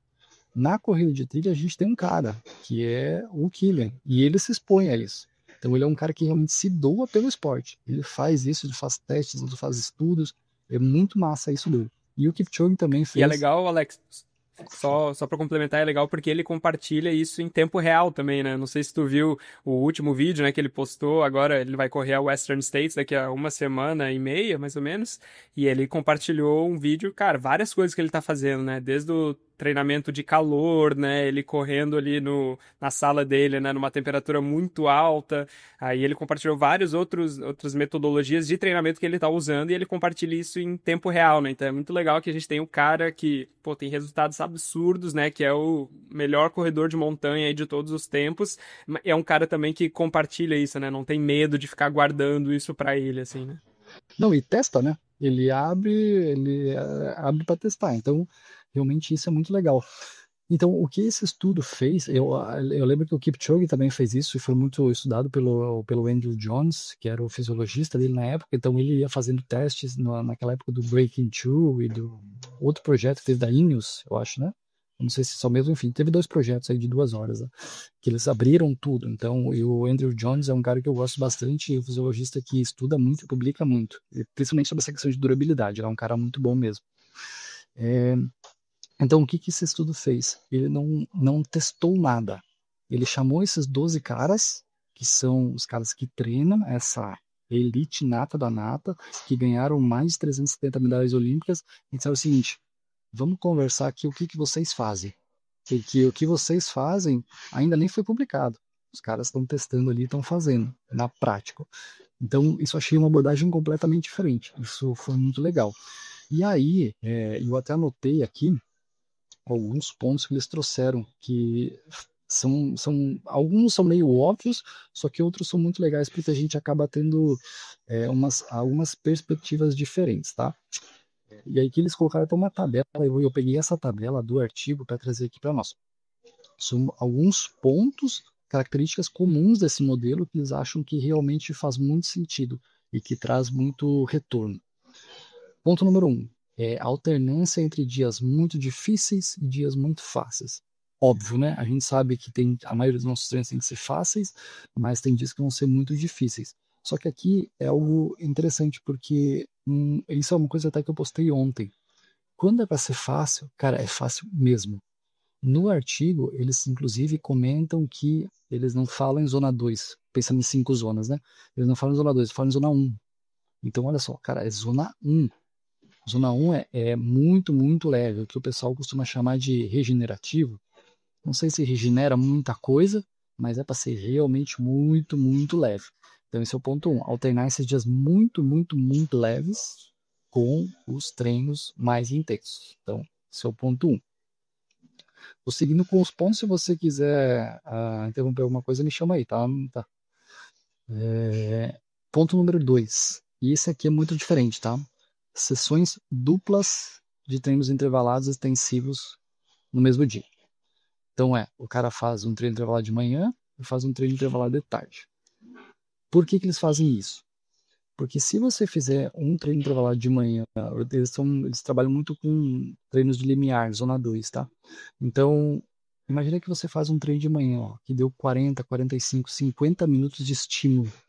Imagina lá você fazendo, esses caras que vão fazer, vamos supor que vão fazer repetições de 1.000 a 3 minutos. Então a gente está falando aqui em 14 repetições de 1.000. É coisa pra caramba. Com um intervalo aí de 45 segundos. O negócio é bizarro, tá? Então, Ao invés de fazer 14 repetições de 1.000, eles fazem 8 de manhã e 8 de tarde. Daí eles fazem 16. Então você aumenta o volume em alta intensidade, porque daí o cara que está acostumado a fazer 14.000, ele faz 8 e ele não está tão cansado assim. Aí ele vai para casa, ele come, ele dorme, ele vai para de tarde fazer mais 8. Também é mais tranquilo.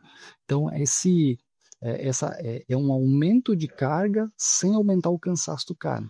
Então por isso que essas sessões duplas são muito interessantes na visão deles. É uma coisa que eu nunca fiz, é uma coisa que tudo eu tento testar em mim. Isso aqui, não vou. Eu vou achar alguém para testar. Já, já tenho 2 voluntárias. Só que isso aqui é uma coisa que a gente está falando em alto nível, tá? Alto nível. Sim. Pessoas de nível mais recreacionais, vai ser difícil fazer isso aqui, tá? Esse ponto especificamente. As 2 pessoas que eu conversei são pessoas de altíssimo nível, um homem e uma mulher, e os 2 são de elite. Então, aí é diferente. Aí realmente aguenta esse tipo de carga de treino, né? Acho que tanto pelo tempo, né, necessário para tu fazer isso, né? Tu tem que ter uma rotina que vá conseguir, né, fazer 2 treinos intensos e que tu não vai ficar morto no restante do dia, assim, né? Tu vai conseguir trabalhar ou, enfim, cuidar da casa, cuidar dos filhos.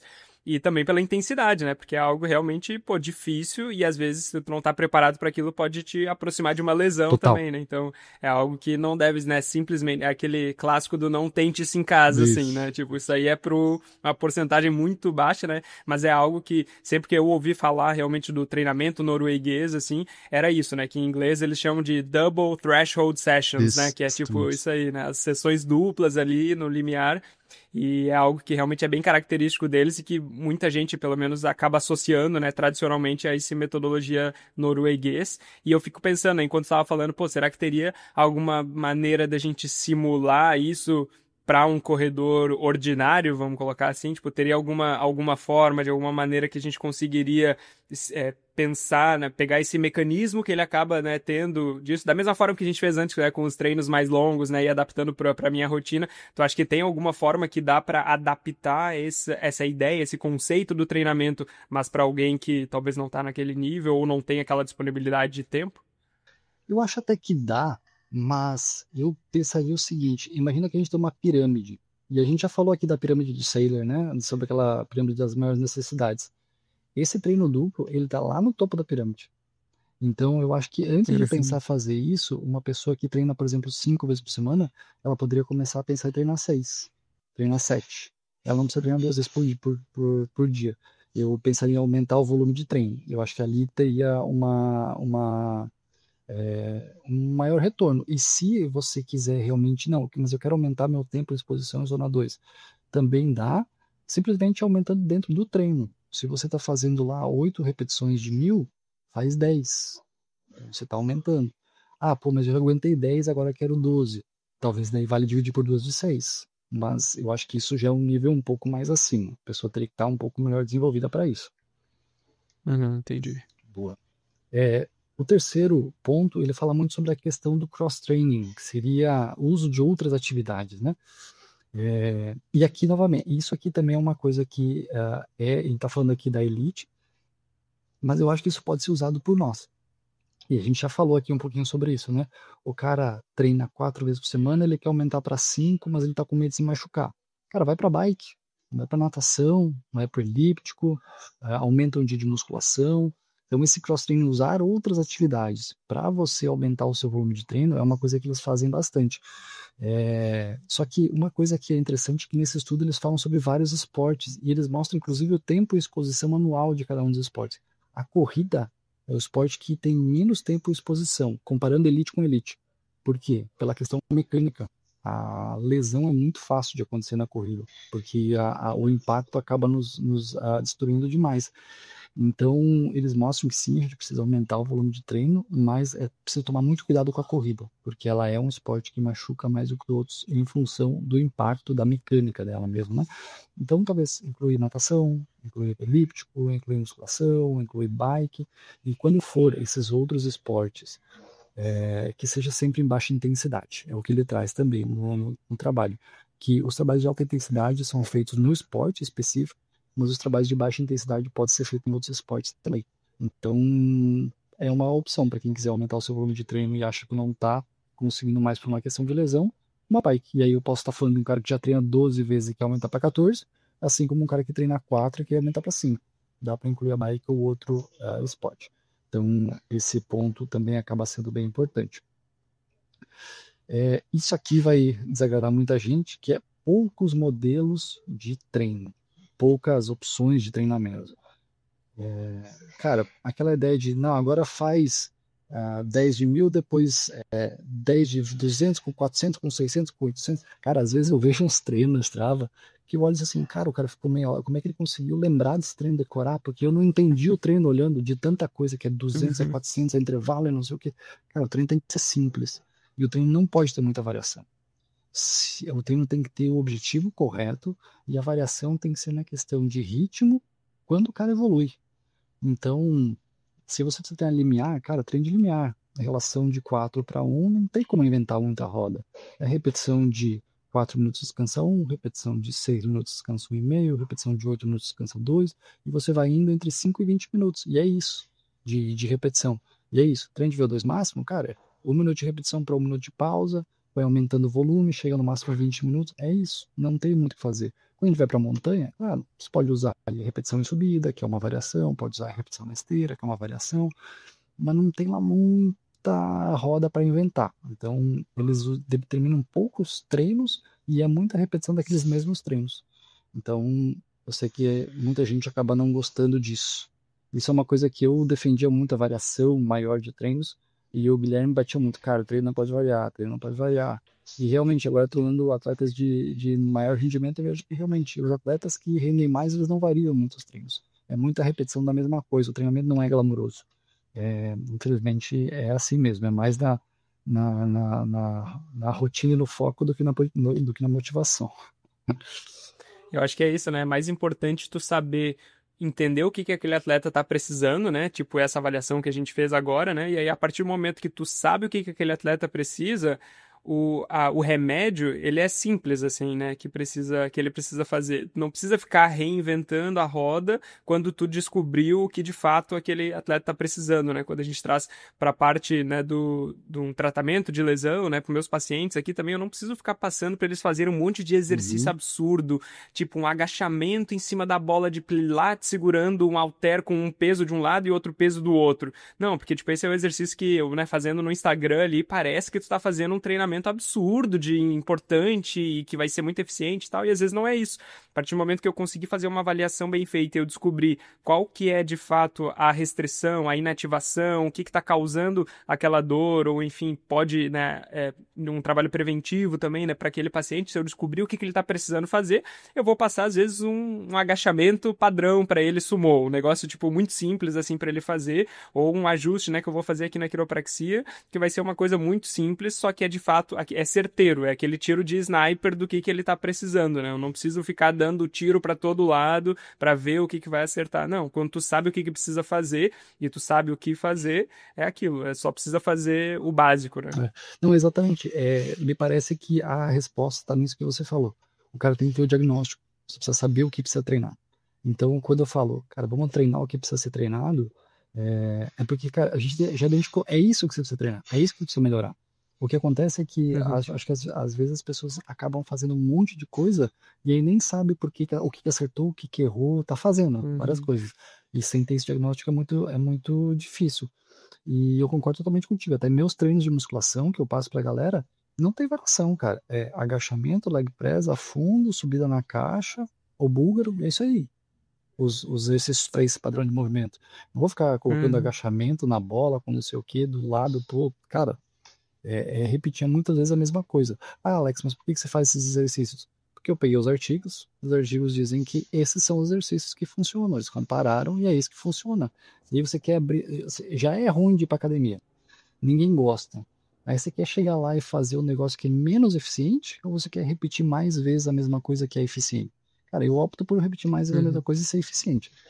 Então, mas aí é a minha forma de trabalhar. Eu sei que tem gente que vai falar assim, cara, mas eu prefiro ir lá e ser um pouquinho menos eficiente e manter variações. Beleza, é um trabalho diferente. Boa. Próximo ponto aqui, Nathan, é a questão de poucas sessões ou nenhuma máximas. E aqui, cara, isso aqui é uma coisa que precisa ser muito bem pensada, porque tem uma coisa chamada repetições de reserva, e isso eu sempre friso muito com os meus alunos. Se eu pedir para o Nathan fazer um treino de 5 repetições de 2 quilômetros, o Nathan vai ter que chegar no final desse treino e vai dizer assim, eu faria mais uma.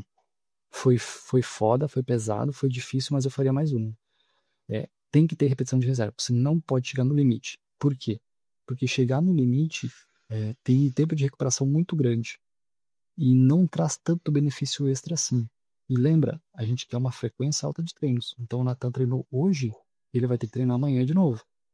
Então amanhã vai ser leve, porque hoje foi pesado. Mas amanhã ele vai ter que chegar no treino e pensar assim, cara, ontem foi pesado, tô com a perna um pouquinho pesada, mas vamos lá, vou fazer mais um treino. Se for all out, se for máximo, vai chegar amanhã, a Nathan vai dizer assim, cara, eu não consigo treinar hoje, eu preciso de um dia de folga. Então é por isso que às vezes eu falo assim, alguns atletas falam, mas eu queria fazer aquela prova de treino. Beleza, é uma prova-treino? Uma prova-treino, tá. Tem treino um dia antes e tem treino no dia seguinte. Tá, mas no dia seguinte é pós-prova. Sim, mas é uma prova-treino. Depois de um treino você treina. Então se é prova-treino, você vai ter que treinar no dia seguinte. Então, não fazer essas provas e treinos máximos é muito importante. Quando a gente fala em prova-alvo, é diferente. Aí você vai descansar, vai fazer a prova, vai ser massa, você vai ter tempo de descanso. Mas quando a gente fala em prova-treino é diferente. Então, treinos all out, você entregar tudo máximo, não é legal, não é positivo. Eu sei que a gente tem essa questão de no pain, no gain, que, pô, é na superação, é no máximo, chegar no final, se jogar no chão. Isso não é interessante. No mundo do endurance, isso não é eficiente. Então, cancela essa ideia, é sempre chegar no final do treino pensando, cara, foi desafiador, foi difícil, mas eu faria mais uma ou duas repetições aqui. Então, não chegar no limite é extremamente importante. Beleza? Vou para a próxima aqui. Na verdade, dessa parte, dessa tabela aqui, seriam esses pontos. E aí eu também marquei aqui alguns pontos que eu achei interessante da discussão do artigo. Ponto 1. Eles citaram novamente a questão de consistência e previsibilidade dos treinos. Então, fazer muitas vezes os mesmos treinos de intensidade também te traz a possibilidade de você ir acompanhando esses treinos. Diz assim, pô, 2 semanas atrás o Nathan fez esse 10 de Rio aqui num ritmo um pouquinho mais lento e a frequência cardíaca foi mais alta. Olha só, aqui já melhorou o ritmo, melhorou a frequência cardíaca. Daqui 6 meses ele vai olhar todos esses treinos e vai dizer, olha só, a gente fez o mesmo treino agora e olha só a diferença. Então você ter essa previsibilidade também é interessante e ir acompanhando esse processo, né? Então esse é um ponto da discussão que eu achei interessante. Segundo, o ponto de controle da intensidade e a qualidade do treino, e aí essa questão de não chegar ao limite, não chegar no máximo, e se for chegar próximo do máximo, interrompe o treino e já fala, cara, olha, nesse treino aqui tá máximo, não tá dando, precisamos arrumar isso aqui. E o atleta ter esse comentar, essa interação com o treinador é muito importante também. Terceiro ponto é trabalhar muito na questão de durabilidade. Lembra que eu falei antes sobre a questão muscular e a parte central de condicionamento muscular? Durabilidade quer dizer assim, você resistir à deterioração dos parâmetros fisiológicos. Então você quebrar menos, treinar para quebrar menos. E é por isso que eles treinam muito em zona 2, muito nessa questão de resistência de velocidade. O próximo tópico é a questão de uso estratégico das sessões duplas no dia, que é aquela que eu comentei ali, e também do cross-training, usar outras modalidades para se conseguir aumentar o seu volume, o seu tempo em exposição. E os últimos aqui fala sobre a adaptação da modalidade, que aí é você se expor bastante à sua modalidade, no nosso caso a trilha, e eu até trago aqui. Às vezes a pessoa não vai para a trilha durante a semana, mesmo podendo ir. Se não puder ir, beleza, não tem o que fazer. Mas se puder ir, se exponha mais a isso. Vá mais para a trilha, né? Porque você tem uma questão técnica também que é diferente. E no final eles também citam a necessidade de mais estudos nesse sentido, porque não tem estudos. É muito na experiência deles. Então, são coisas que precisarão ser estudadas. É uma coisa nova, tá? Nova, entre aspas. Os caras já vêm desempenhando isso há muito tempo, mas não é muito estudado. Então, é preciso que a gente tenha mais estudos sobre isso. Acho que isso que tu falou da exposição é bem importante. Eu acho que é é uma questão que muita gente leva em conta mais, às vezes, a prescrição da distância e vem o volume de treino como a distância que eu tenho que correr e não tanto com o tempo de exposição, né? Acho que até tu postou no Uhum, Instagram esses dias, né, isso. sobre isso, assim. Ontem. E eu acho que... Ah, isso, exatamente. Então é muito, muito interessante isso, porque daí tu pensa, pô, mas eu vou fazer um treino na trilha, vai ser um treino bem mais demorado, eu não vou conseguir fazer os 10 quilômetros que eu deveria fazer hoje, né? E às vezes isso é mais importante, porque tu tá num terreno mais específico ali, tu tá tendo a subida e descida, e tu tá tendo, né, aquele mesmo tempo de treinamento que tu teria do outro, né, se tu tivesse no plano ou se tivesse no asfalto, assim, né? Então, acho que isso é algo que tem muita gente que ainda se apega, né, a essa quilometragem, não, porque eu tenho que fazer pelo menos 60 quilômetros semanais de treino ali no Strava, senão vai aparecer no meu gráficozinho lá muito baixo. E, cara, tipo, isso é o menos importante, assim, né? Acho que isso se torna irrelevante, assim, é uma métrica de vaidade só, né? Total. Mas também é importante a gente lembrar que o nosso corpo ele não entende quilômetros, ele entende tempo em exposição. Então, se você ficar 1 hora e correr 10 quilômetros plano, ou 1 hora e correr 8 quilômetros com altimetria, para o nosso corpo de tempo de exposição é a mesma coisa. Então, Uhum. realmente tem que dar uma olhadinha nisso para quando for pensar nessas métricas. Pô, mas muito massa aí poder ver o que que esses caras estão É muito fazendo legal, né? e tentar, né? Pelo menos eu vejo, pra mim, quando eu escuto tu falando, é meio que como se eu me sinto como se eu estivesse no zoológico, assim, né? E aí eles estão mostrando, tipo, o que que os animais estão fazendo, por que que ele faz essa coisa, né? Aquele hábito que ele tem e tal. É tipo isso, assim, né? Eu me vejo mais perto disso do zoológico do que se eu estivesse assistindo um filme sobre outros humanos normais, assim, né? Eu acho que é um negócio muito diferente, às vezes, da nossa realidade, né? Não, tem que saber o que que é aplicável para nós, né? É isso. Seu Alex, a gente ainda tinha aí 2 temas, né, para hoje, mas a minha proposta aí seria da gente talvez deixar isso pro Trail Lab do mês que vem. O que que tu acha? Cara, eu sou aqui, só obedeço ordens. Você que manda, eu obedeço. Mas realmente, assim, já deu quase 1 hora e meia, né? Então, Exatamente. Não, por mim eu continuaria falando aí, mas, né, para poupar o pessoal aí daqui a pouco de cansar da nossa voz, assim, né, acho que deixaria pro próximo aí. existe uma grande possibilidade de não ter mais ninguém ouvindo nesse momento também. Então, inclusive, Pros grilos aí. se tiver alguém ouvindo nesse momento, posta aí e marca a gente pra gente saber que ouviu até o final, porque eu acho que ninguém vai ouvir até o final. As 2 pessoas que aguentaram Isso, ouvir a gente por mais de uma hora isso, e meia aí. isso. A minha e a sua mãe, né? Aham, exatamente. Não, isso aqui eu vou botar pro Fred ouvir de noite, cara. Eu vou deixar Boa. tocando aqui no Spotify pra ele dormir e já vai aumentando os nossos Isso, números aí isso, isso. também, né? Isso aí pro cara dormir é sensacional. Pô, mas beleza. Vamos ver se vai funcionar, né? Boa, boa. É, é. Foi mal, eu me alonguei, Mas, né? pô, Desculpa basic... aí, mas acho que o assunto era Não, bom, daí a gente se empolga.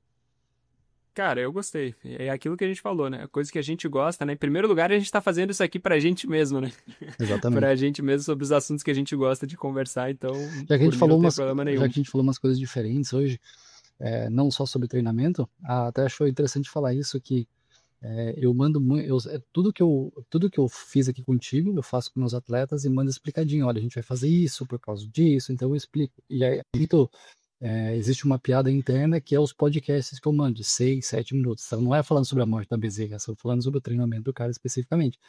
E uma coisa é claro que as pessoas gostam disso, mas uma coisa que para mim é muito importante que eu faça isso, porque sabe aquela ideia de que você só aprende quando você ensina? Então, quando eu faço o diagnóstico, se eu simplesmente estudo alguma coisa e eu não falo sobre isso, não anoto, cara, eu vou esquecer. Agora, quando eu estudo tudo isso, eu faço um diagnóstico e mando para o cara explicando tudo isso, e queira ou não, questão de perda de velocidade, o que eu te falei aqui hoje é um padrão, eu tenho que saber tudo disso. Então, eu vou explicar várias vezes a mesma coisa. E isso vai fortalecer muito na minha mente. Então, eu vou aprender muito fazendo isso. Então, fazendo podcast aqui também é uma forma de aprender. Cara, eu só li esse artigo por causa do podcast, porque a gente ia fazer hoje o podcast, então arranjei um tempo para ler hoje o artigo. Então, é muito massa, e até te agradeço a oportunidade, cara, de estar aqui, porque realmente para mim é muito legal, eu gosto muito de fazer isso.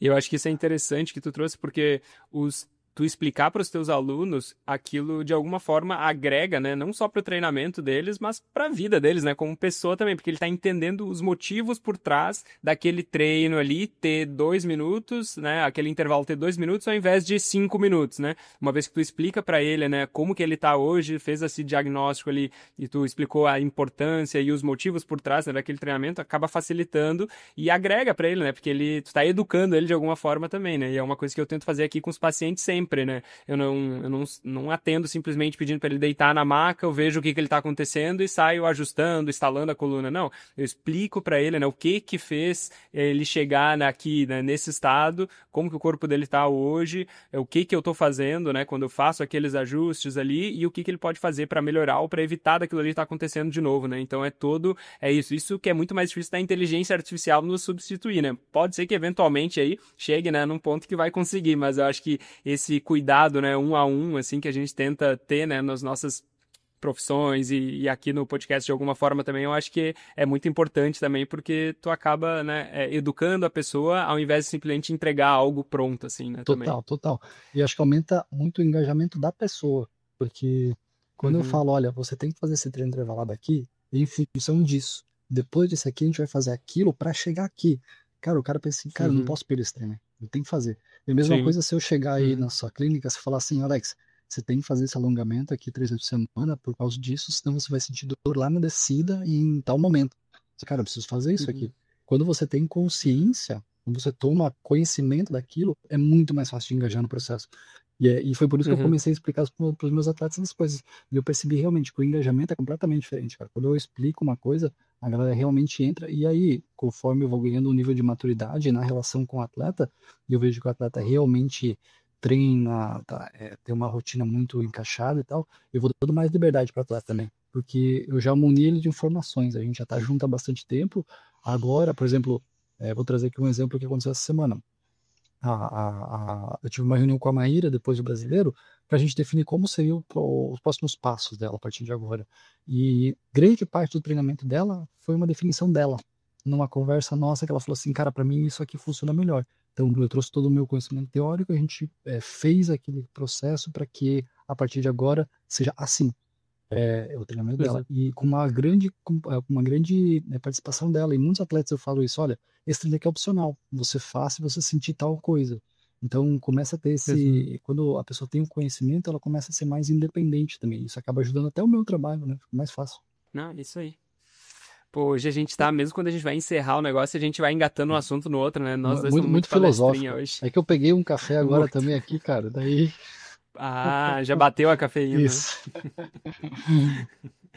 Não, mas basicamente então vamos deixar esses dois assuntos, que é a pergunta do ouvinte, né, que foi do Carlos Alencar, sobre as outras modalidades de treinamento, esportes, né, se isso ajuda ou não no treinamento da corrida, e o rolê aleatório, que a gente ia falar sobre os parâmetros, né, para saber quando que uma dor que a gente sente, ou um desconforto, pode virar uma lesão ou não, se é uma adaptação normal. Então vamos deixar esses dois assuntos aí pro Trail Lab do mês que vem, e aí a gente encerra o de hoje por aqui mesmo, porque, né, a galera não aguenta mais ouvir nossa voz. Boa, é isso aí. Deixamos pro próximo. É isso aí, então. O próximo, então, seremos, né, diretamente de Florianópolis, né? O Alex vai voltar aí da Europa e provavelmente eu vou ser um pai, né? Então vai ser um Trail Lab aí diferente, com bastante novidade aí que a gente vai trazer direto para vocês. Provavelmente vai ser pai, você tá querendo dizer que você vai fazer um teste de DNA ainda pra ver se Não, eu com certeza serei pai. Tá. Vou esperar nascer, nasceu japonês, cara. Não, capaz, não. Vou olhar ali, ele vai ser carequinha, vai ser igual o pai, não tem jeito. Boa. É isso aí, então, seu Alex. Valeu. Pô, aproveita aí o resto da tua temporada europeia, então, e nos vemos aí no mês que vem, no próximo Trail Lab, então. Boa, maravilha. Semana que vem já estou de volta em Florianópolis, e aí temos o próximo já de Floripa mesmo. É isso aí. Valeu, galera. Valeu. Obrigado por acompanhar aí. Até mais.